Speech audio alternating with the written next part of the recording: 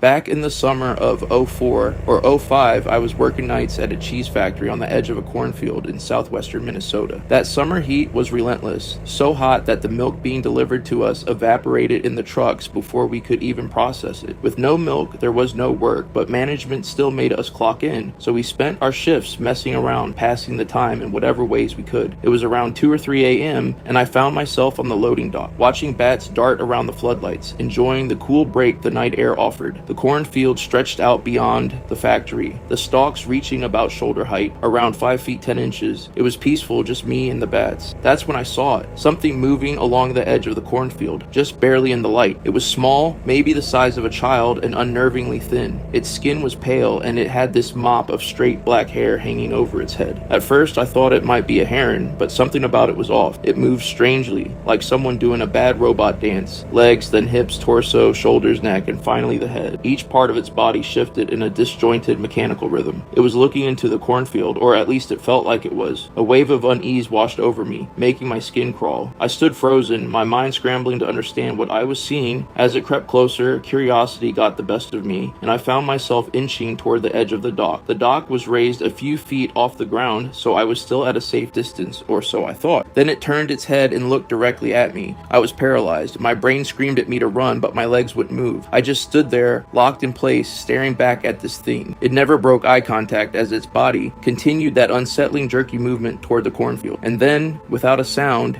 it disappeared into the corn. The stalks didn't rustle or sway as it passed through. Everything remained perfectly still. Even the crickets had gone silent. I stood there for what felt like hours, waiting, watching the edge of the field, but it never returned. That thing, whatever it was, vanished into the night, leaving me alone with the bats and an eerie, unsettling memory. I never saw it again.